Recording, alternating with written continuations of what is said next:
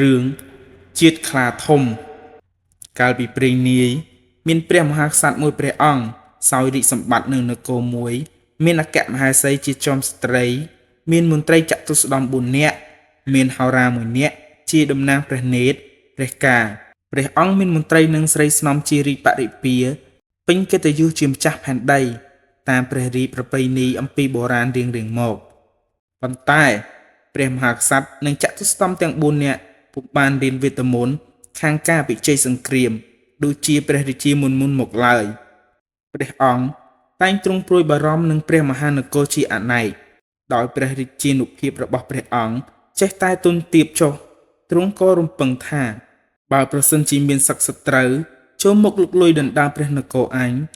មុខជាព្រះនគរនឹងបានទៅក្នុងកណ្ដាប់ដៃនៃបច្ចាមិត្តដោយងាយពុំខានឡើយ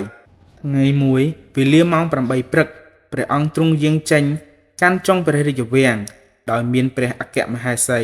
គង់ឯបនេបចិត្តព្រះអង្គហើយដោយមានហោរាចតុស្ដម្ភទាំង4នាក់និងមន្ត្រីឯទៀតក្រាបបង្គំគាល់តាមធម្មតា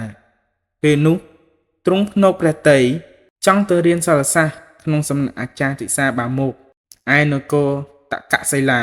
ទ្រង់ក៏ជំនុំជាមួយព្រះអគ្គមហេសីក៏សុំតាមទៅផងឯហោរានិងចតុស្ដម្ភទាំង4នាក់ក៏សុំតាមហែព្រះអង្គទៅដែរដើម្បីនឹងរៀនមន្តវិជ្ជា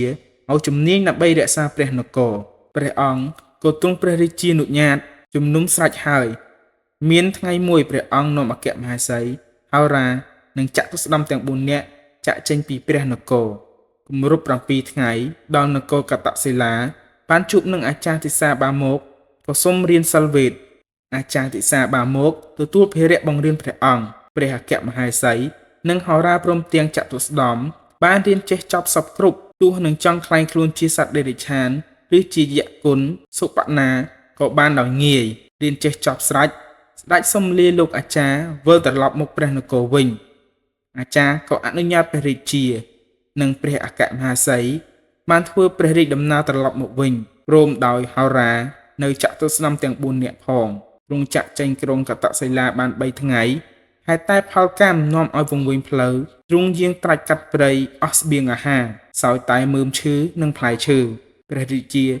ទ្រង់ស្ដាយព្រះជន្មទ្រង់ក៏ជំនុំគិតជាមួយហោរាចតុស្ដម្ភទាំង4នាក់ព្រមទាំងអគ្គមហេសីថាឥឡូវនេះយើងជិតដល់នៅការអស់អាយុសង្ខារគ្រប់គ្នាហើយព្រោះគ្មានអាហារនិងចិញ្ចឹមជីវិតដោយអស់លោកយល់ឃើញដូចម្ដេចហោរាទូលព្រះអង្គថាទូលព្រះបង្គំជាខ្ញុំយល់ថាមន្តវិជ្ជាដែលយើងបានរៀនមកសឹងចេះសពគ្រប់ដូចគ្នាហេតុនេះបើកាឡាខ្លួនជាសត្វខ្លាធំហើយនឹងចាប់សត្វឯទៀតធ្វើជាអាហារទម្រាំតែទៅដល់ព្រះនគរសឹមកាឡាខ្លួនជាមនុស្សវិញក៏បានព្រះរាជា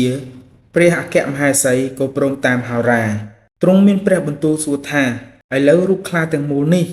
តើលោកណាកាឡាខ្លួនធ្វើជាអ្វីខ្លះចតុស្ដម្ភសូមធ្វើជាជើងខ្លាទាំង4ហោរាសូមធ្វើជាកន្ទុយព្រះអគ្គមហេសីសូមធ្វើជាខ្លួនខ្លារូបខ្លាទាំងមូលនេះឃើញនៅសល់តែក្បាលគឺតួព្រះមហាក្សត្រជំនុំរួចស្រេចក៏សូត្រមន្តវិជ្ជាកាឡាខ្លួនកើតជាស្ដេចខ្លាបានដោយសេចក្តីប្រាថ្នាទោះបោលដេញចាប់សត្វប្រើសដានជាអាហារលុះអំឡុងទៅក៏កើតមានសេចក្តីសប្បាយភ្លេចរាជសម្បត្តិនិងព្រះមហានគរពុំស្ដាយសោះហេតុនេះបានជាសត្វខ្លាមានកម្លាំងជាងសត្វឯទៀត